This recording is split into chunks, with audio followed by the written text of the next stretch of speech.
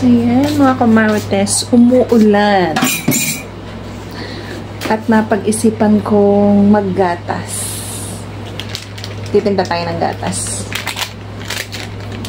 Birch tree. Ito yung binibili ko. Hindi kasi kami kumain ng hapunan. Ang kinain namin kanina, kwek-kwek. Wala, nag-crave lang ng kwek-kwek. Ano kayang tinapay ang kakainin natin? Nandito tayo sa ating mini pantry. Ito, paborito ng anak ko to. Pesto. Nagpunta sa kabila, doon sa Cambianan. Ang daming dala na presto din. Binili siguro ni inay. At alam niya na paborito ni Kurt to. Eh, ang dami naman dito sa bahay. Bukod dito, yan, kita nyo to. Aray, meron pa dito. Ayan, oh. Ayan, presto pa din yan. Yung peanut butter. Ano tayo? Masarap na tinapay. Hindi naman ako nagugutom, kaya lang parang gusto ko ng tinapay. Ito, paborita. Kain tayo ng paborita. Tinta tayo ng gatas.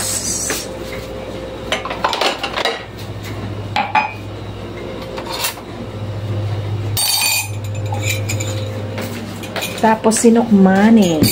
Naulan kasi.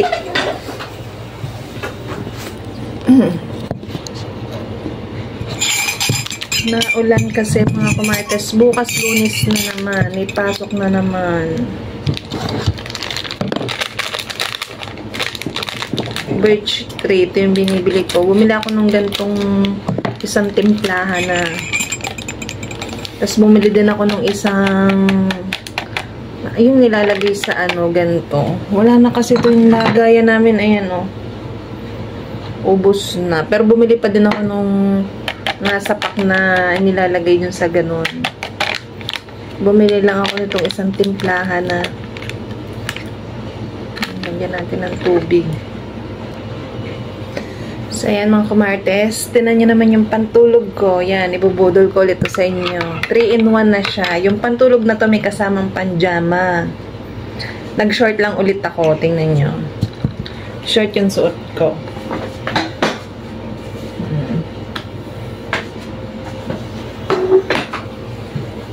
Wala lang. Gusto ko lang mag-short.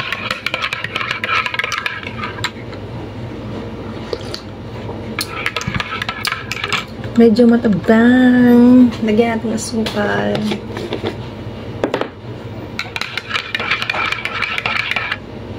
Konting asukal lang. Pasok na naman bukas. Maaga na naman ang gising. Pero anong oras na? Mag-aalas 10 na to ng gabi.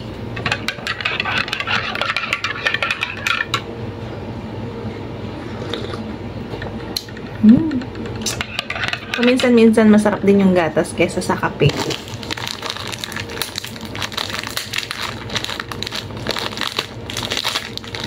Kain tayo ng paborita. Sarap to yung nilulublob sa kape to, masarap eh. Kain natin sa gatas. Masarap din. Maigi malutong pa yung ating paborita. Masarap hindi na masarap pagka yung masyadong lublob na.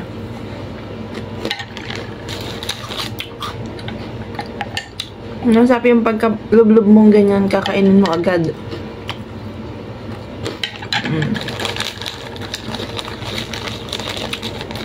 May pasok na ulit tayo bukas. Panggabi tayo. Ayan. Bilis ng araw, no? Makakisa nyo, December na. Attend tayo ng Christmas party sa company. Para malaman nyo kung anong itsura ang Christmas party sa loob ng company. Kasi ang tatapatan namin nun, pang umaga. E pag pang umaga, may pasok pa. Parang half day. Pang umaga kami nun. Kasi sabi ko, why not nga, maitry nga na pumunta sa Christmas party. Pang umaga naman kami. Pero kung panggabi kami noon, hindi ako pupunta kasi ang panggabi wala nang pasok noon. Sabi ko, why not? Itry natin magpunta naman ng Christmas party. Ang tagal na din kasi nung last ko na hindi pa nakaka-attend. Ang tagal ko nang hindi nakaka-attend ng Christmas party sa company. Kaya ngayon, kasi may survey sa company. Sinasurvey nila kung a-attend or hindi. Ngayon, dun sila magbabase sa survey kung gaano kadami yung a-attend. Kasi syempre, gawa ng food, gawa ng pagkain, kung gaano karami yung o-orderin nila.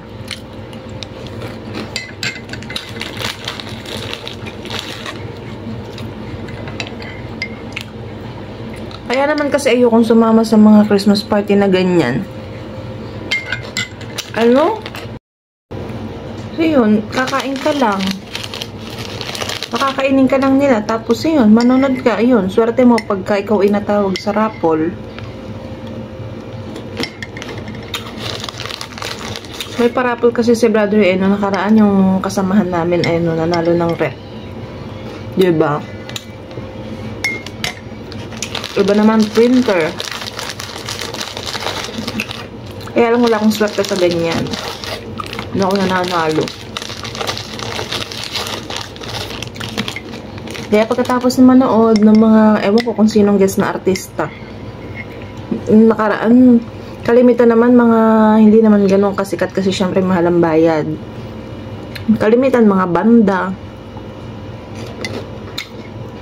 Kaya pamula nun din ako nasama sa Christmas party. Ang masama pa nito pag naubusan ka ng shuttle. Tatagalan ka bago umuwi. A-attend ako pero maaga akong uuwi. Pag nagpasakay na sila sa shuttle, sasakay na ako, uuwi na ako.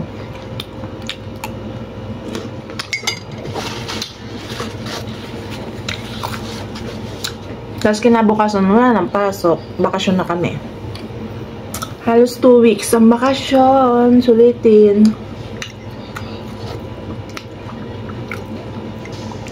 December lang tayo kami nakakapahinga ng mahaba. So, ayun lang mga kumartes. Tapos ko nang kainin yung ating paborita. Tutulog na tayo. Yun lang. Bye!